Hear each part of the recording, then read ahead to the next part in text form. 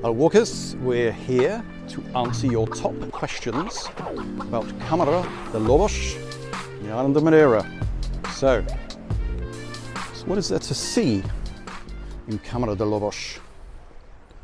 Wow, a big draw here, apart from the boats and the bay itself, is the street art, which is fantastic. And it changes all year round, follows different themes. And it's all made from either reclaimed materials from the fishing industry here, or it's always got an ecological theme. Another thing you might occasionally see is if you're sitting down having a drink, you might notice paragliders flying overhead. They jump off the mountains above, come down to land on a stony beach, so you might see them. And if you've got a passing interest in print, there's the Printing Press Museum. So it's only €5 to get in, quite quirky. Next question. It's a strange name. Where does it get its name? What does it mean? Well, the name actually comes from the colony of sea lions that they discovered here when they landed. That's right. And Camara De Lobos actually means den of wolves. It's said that from a distance they mistook the sea lions, maybe lazing on the beach, who knows, to be wolves. So anyway, that's where it gets its name. Next question. Is it pretty? Well, you're going to see for yourself. Yes, absolutely pretty. And why? Well, it's got the beautiful rocky bay itself and all the buildings that surround it.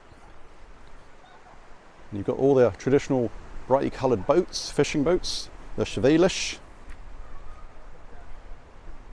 Very beautiful, very picturesque.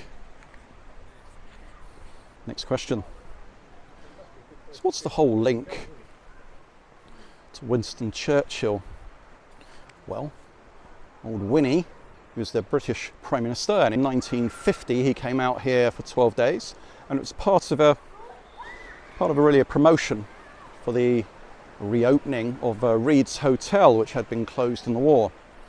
And famously, there's a little point where he sat and painted the bay. And there's even a statue to good old Winston Churchill down in front of the Pastana Hotel. Next question. What is there to eat? Well, I'm guessing you're thinking of what's traditional, perhaps. Well, as it's a fishing village, a thriving one, espada. So these are the deep sea fish, traditionally cooked in either with banana or passion fruit sauce.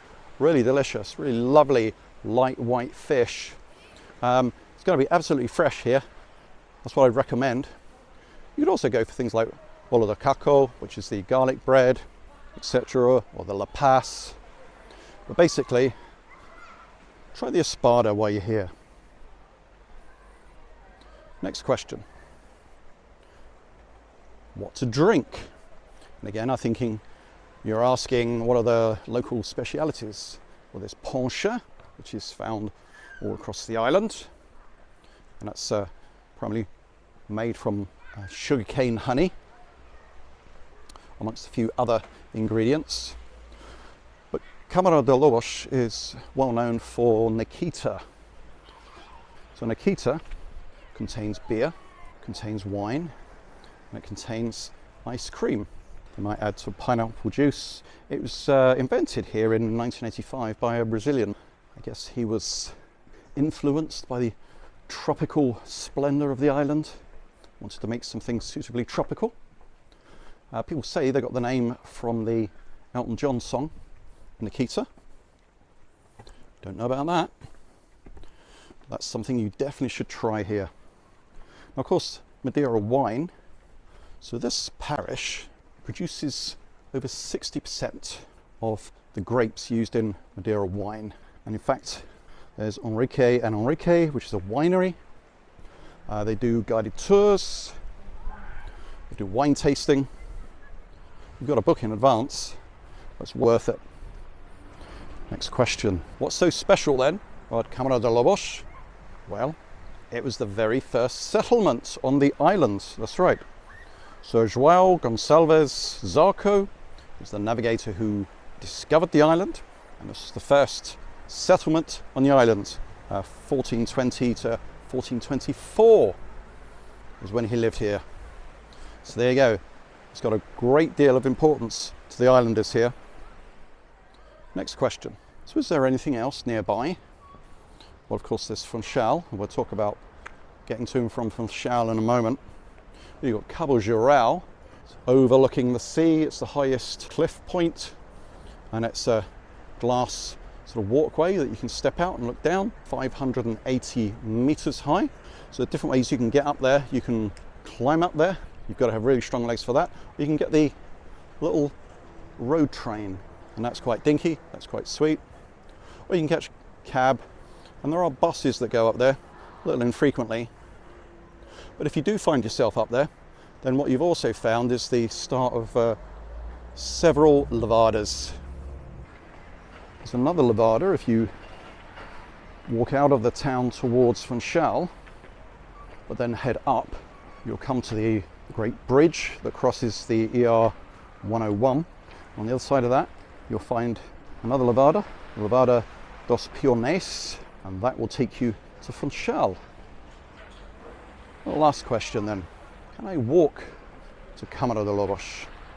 Well, you can. So, well, particularly if you're staying in Funchal, you can walk along the promenade, which is what we've done. That will take you through Praia Formosa, which is a nice place to stop along the way, because it can get quite warm.